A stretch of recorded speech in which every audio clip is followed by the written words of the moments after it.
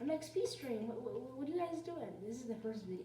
This is really cool. So, today I'm going to teach you guys how to make ramen. Well, you might first be thinking, well, there's many different types of ramens. There's one specific one. And guess what? I'll give you the, I don't know if I can give you the link in the description, but, I could give you the link in the description. Don't worry about that. I can tell you which stores to find this at, and I can also give you the recipe for the other ramen as well. So let's get started. So the first thing you want to do is first see your ramen. Sorry, this is just the side of my iPad. Just to be curious on what that is, just the part of the camera. Okay, so let's first walk into here. First, we turn on our light. Then, don't mind me, I'm just gonna come into my pantry. Then these are Koyo brand. You can find them at Sprouts. Wait, I don't know about Sprouts, but I bet you can find them at Natural Grocers and sometimes at Whole Foods. Actually, you might find it at Sprouts. Or if you don't, this recipe will also work for different types of ramen. So, of course, everyone knows that there's a delicious ramen. This doesn't matter which flavor it is. I'm going to go with the shiitake mushroom. It's one of my favorite. Or the garlic peppers. I don't really like it. Or get the tofu miso brand. It's a pink one. And there's also brands with reduced sodium. So, let's quickly go out of our pantry. Then you turn... Okay. So, you want to come here. Then you put the soup here. Why am I so dirty hands? Okay. So here's what you're gonna do. So I would recommend getting a pot. And some people might think that some pots are specifically too big. But this pot, even though that the pot is very small, it will work. I'm not gonna use the pot because I have a better pot. Before you get started, I recommend heating up some water. So, plenty of water, because we all know you can't make soup without water. So fill it up about high, about this high. It doesn't really matter exactly, just like around this much. You can take a screenshot now. Okay? Then turn that on. Then come here to the pots. So what pot I'm going to use today is this pot. And this, some people like to use a lid, so this gets warmed up faster. But this time I'm not going to use a lid. Ooh, that's close. Okay, so take first, then you want to take your pot, put it clearly right there. I don't know if you guys can see this or not. I'm just going to set this up just a little bit. Okay, can you guys see me good? Let me just check, see if you guys can see me well, and I don't know if you guys can see me. If you guys ever have trouble seeing me, please write in the description below if I can do any better. I'm so sorry for going back and forth. Okay, so now what you're going to do is, I'm going to take, of course, a scissor, or you can use your hands.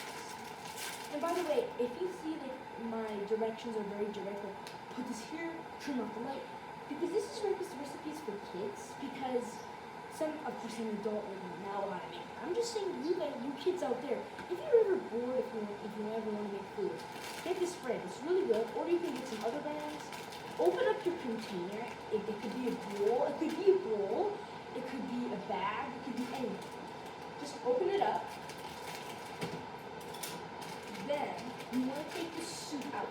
The soup might not be like this. It could be in another container. Just whatever you do, take just the noodles out and put them into your pot. Do not put it like this. Otherwise, something bad will happen that you probably don't want to know. Then insert your soup into the pot. Then you want to do this. Okay, and by the way, on containers like this, there's the flat bottom, the rounded bottom, or this top. You want to use that top, go like this. Using your scissors, open it up very carefully.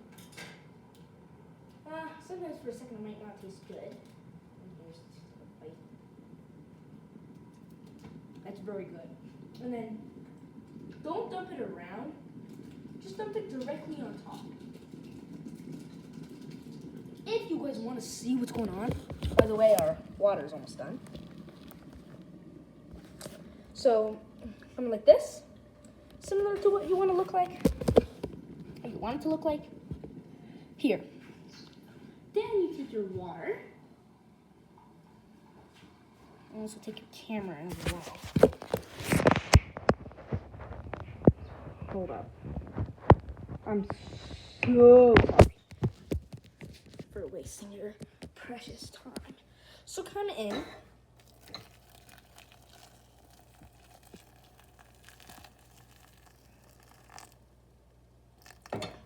Okay. Hold up. You guys want to see the amount of water I put in? It's like this. Like just slightly above the soup. Make sure the water level is above the soup so the soup can cook up faster. If you want this to go fast, go ahead and light your area. If you have a gas stove, light until you hear the tick, and then you vent. There we go. Now it's boiling on high. But you might think to yourself, you need to be stirring. So come ahead, get yourself a fork, maybe this shape. Get a long fork, I'd recommend. I know some tiny forks are cute, but still, get it. Now, with your fork, take your fork in and take it up and down, like this, and then leave that in there for a little bit of time. While that cooks, I wanted to know if you guys were interested in learning a little bit more about me. Okay, so I am 11 years old, and I've always wanted a YouTube channel, and I am very excited that I have one. And please subscribe to this channel. If you like the video, please give it a like.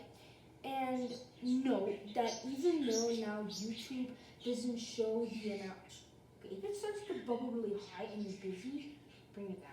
Okay.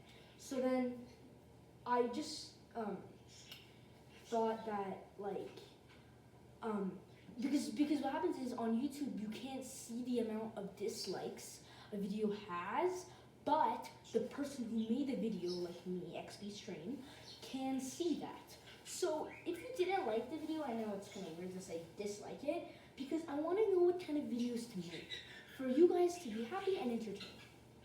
And let's go back to with the video. Then you want to come back to your soup and then see if it's bubbling like this and in the middle is foaming like that and the level is 24.8.